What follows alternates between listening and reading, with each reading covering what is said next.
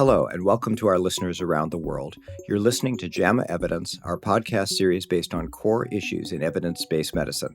Today, we're discussing Factorial clinical trials. I'm your host, Dr. Roger Lewis, Senior Statistical Editor for JAMA and editor of the JAMA Guide to Statistics and Methods series. I'm here with Dr. Jody Ciolino. Dr. Ciolino, could you go ahead and introduce yourself for our audience? Sure. I'm an associate professor in the Department of Preventive Medicine within the Division of Biostatistics and Informatics at Northwestern University. I've been here since 2013, so nearly 12 years, and I'm affiliated with a collaboration center there and a coordinating center there. Great. Thank you so much for joining us. So you wrote a very nice article on factorial clinical trials. So let's start at the beginning. What is a factorial clinical trial? Sure. It's essentially a study where participants can be randomized to receive multiple interventions at the same time. And so usually researchers use this to try to conduct essentially multiple trials at once. So if participants can receive multiple interventions at a time, how does this compare to conducting different trials of each of the interventions? So in a typical trial, if you're testing just one intervention, you might randomize participants to a control and then an active intervention. And in a factorial design, in sort of the simplest setup, we usually call this a 2x2 factorial, where you have two interventions. So you might randomize participants to control condition for the first intervention you want to test, or you could randomize them to the experimental condition. And then similarly, you could randomize participants to control for the second intervention or experimental for the second intervention. So how many treatment groups does that give us? So in that example, the 2x2 factorial, it would be 4 treatment groups: control, control, control, experimental, experimental control, and experimental, experimental.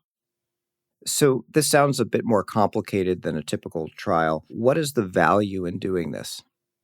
Typically, the value in doing this is you kind of get 2 trials in one. So for the same participants, the same resources, the same efforts for one trial, you can test 2 interventions, and usually it's on efficacy. Are these interventions working in a patient population? So if you're randomizing participants to 4 different treatment conditions, what do the results look like and how do we organize our thinking in order to interpret them? So you can envision your results as a table where you have participants in a 2x2 table and you have cells A, B, C, D. And cell A would be participants in control for the first comparison you're looking at and participants in control for the second comparison that you're looking at. Cell B would be control for number 1 and experiment for number 2. Cell C would be experimental for number 1, control for number 2. And cell D would be both of the experimental. So you have participants that are kind of aggregated to one of these 4 groups. And so when you want to look to see if your first experimental condition is efficacious, you sort of collapse things across the cells. So you combine A and B, and that's your full control group for your first comparison. Then you combine C and D, and that's your full experimental group for your first comparison. And then you take a look at whatever your outcome is. Say it's a response to your treatment among those individuals in A plus B and among those individuals in C plus D. And that helps you understand what's happening with that first intervention. And then to look at that second intervention, kind of do the same thing, but now you're collapsing across your rows. And you combine A and C and B and D and do the same sort of comparison.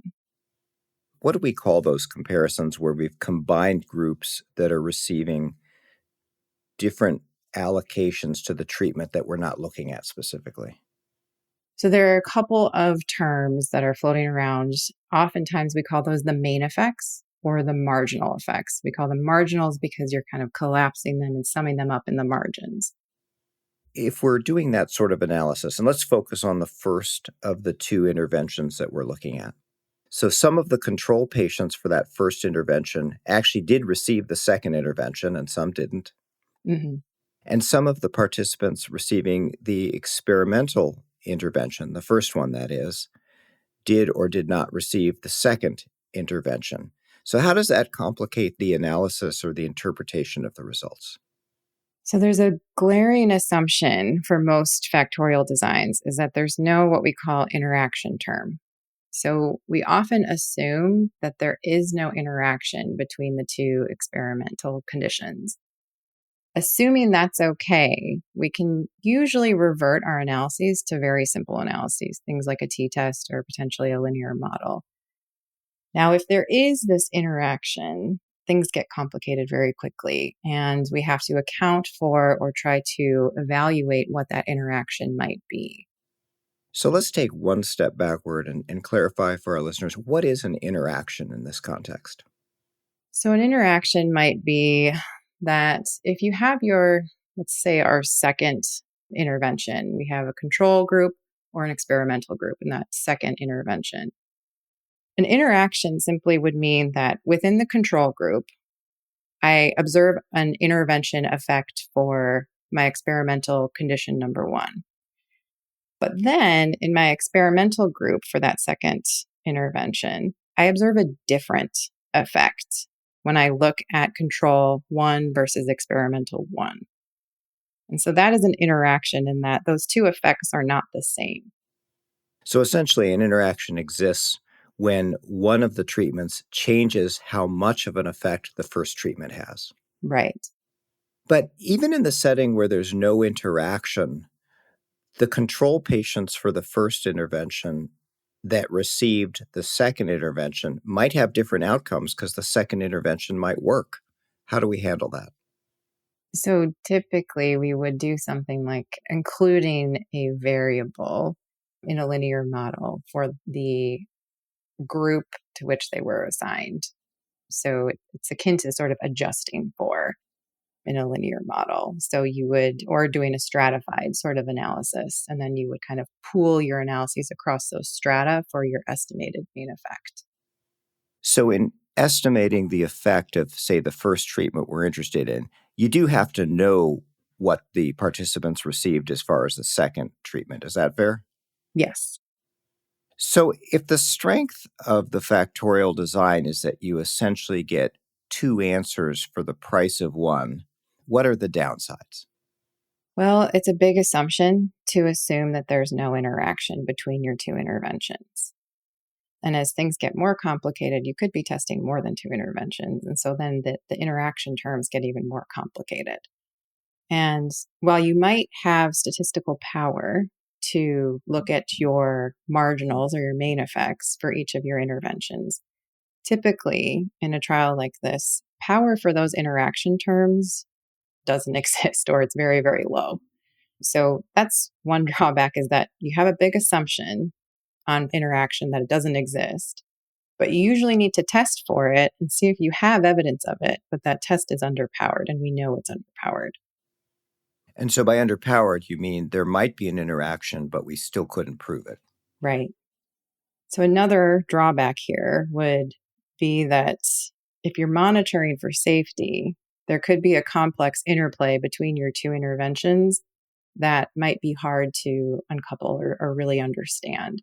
So whoever on the clinical side is monitoring the study, from the outset and on an ongoing basis, you'd want to make sure that they would understand the mechanism of action or their hypothesized mechanism of action for both of your interventions to really evaluate whether we have any sort of true drug interaction or intervention interactions.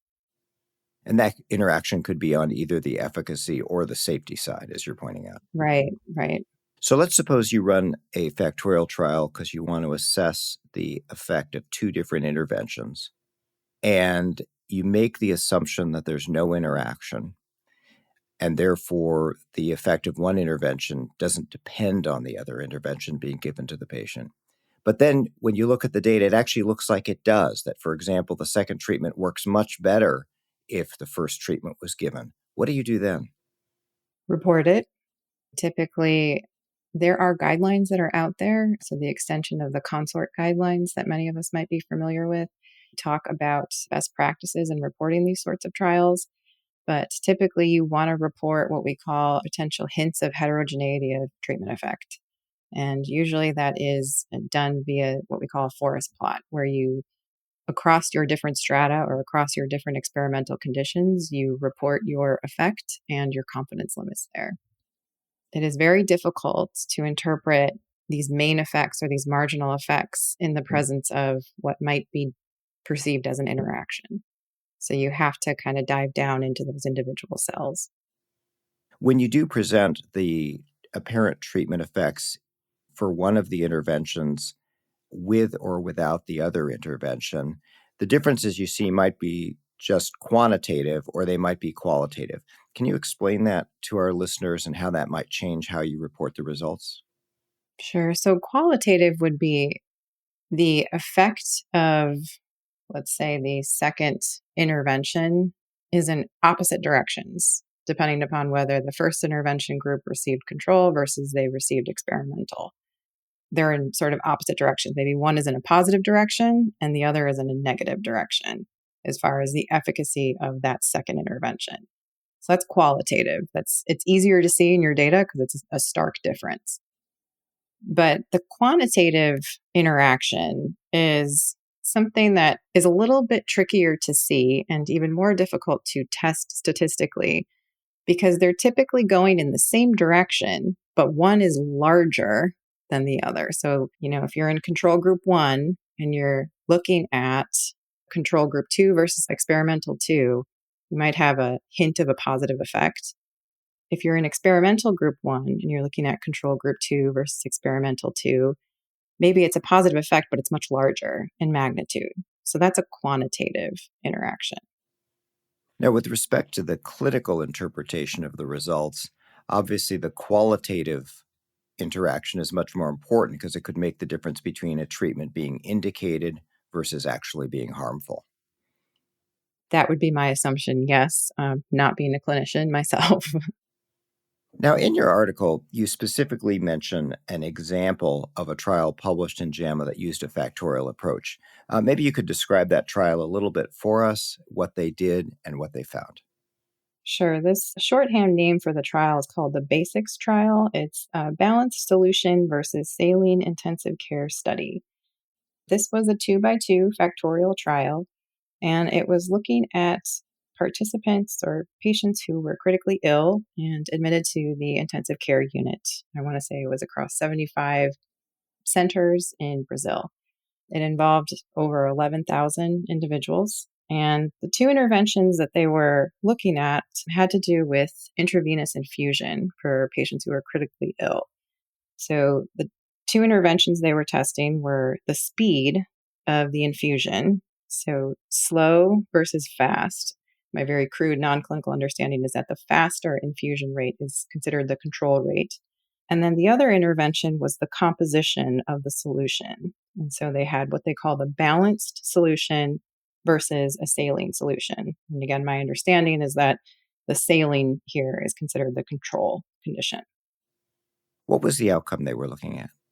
So they were looking at 90-day survival in critically ill participants.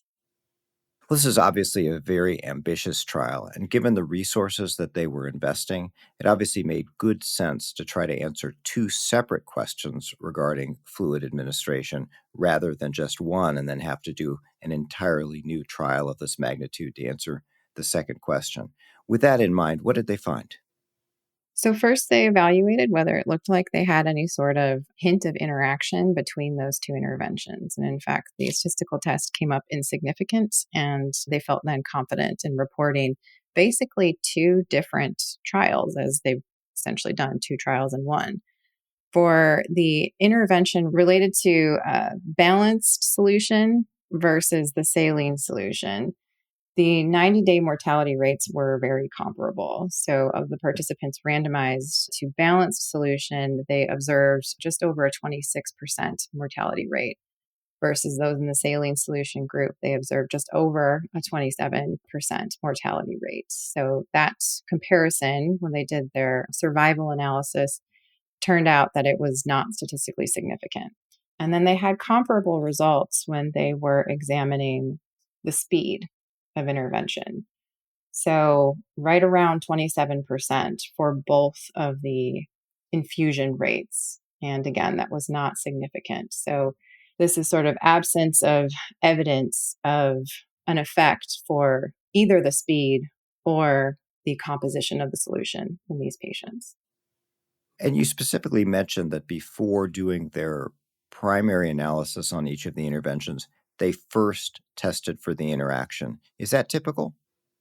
I would say it's varied. Again, there are guidelines out there. The most important one is to pre-specify what you plan to do in the order of operations and then stick to that plan, a pre-specified plan. So in this case, the authors appropriately do that. So it's typical to test for the interaction ahead of time, but it's not always necessarily recommended, especially if you're pretty confident that there is no evidence of an interaction. So, what are some of the other limitations or challenges associated with a factorial trial? It's hard to randomize participants in general. It's hard to recruit participants for studies. And people tend to get even sometimes a little bit more anxious when they find that they might not only be randomized to one intervention, they might be randomized to multiple interventions. And so that might cause a little bit of angst and logistical challenges as well. Because not only do you have to worry about are participants going to agree to do this, but also are they going to adhere to both interventions, or whoever is delivering the intervention, are they able to adhere to that intervention? So in addition, I mean, we talked a little bit already about some of the complexity of the mechanism of action for multiple interventions and understanding the safety profile and the compounding safety profile. But this adds to some of the complexity of interim decision making when we're talking about early signals for efficacy or early signals for safety. That's already a complex decision in your simple 2-study arm randomized trial. It always requires a lot of thought and making decisions to continue or not continue one intervention. But now we've added another, potentially even more interventions in these factorial designs. And so it just compounds the complexity here when we're monitoring the study on an ongoing basis and trying to make real-time decisions on protocols. So, one of the things that has struck me about the use of factorial trials is that it's really the only way to systematically examine multiple treatments that we actually expect to be used together in clinical practice. What do you think about that? I'd say that's exactly right. It's sometimes, so while we often assume that there is no interaction and we're kind of getting 2 trials in one, it actually allows us to test that interaction if that is the goal. And, it's not uncommon in a very real world pragmatic sense for patient populations to be on more than one intervention or have interventions, one right after the other or at the same time. So these types of designs allow us to evaluate what might actually be going on in the real world a bit better. So, Jody, what are the key takeaways for our listeners? When considering whether a factorial design is right, the first is it can be very efficient. You get multiple trials for the price of one, the resources, et cetera, of one. That said, it requires careful consideration and thought around potential intervention interactions. And I guess finally, making sure that we're following appropriate guidelines for conducting and reporting on these sorts of studies. I'm Roger Lewis, and I've been speaking with Dr. Jody Ciolino about factorial clinical trial designs. You can find a link to her article in this episode's description. This episode was produced by Daniel Massisi at the JAMA Network. To follow this and other JAMA Network podcasts, please visit us online at jamanetworkaudio.com or search for JAMA Network wherever you get your podcasts. Thanks for listening. This content is protected by copyright by the American Medical Association with all rights reserved, including those for text and data mining, AI training, and similar technologies.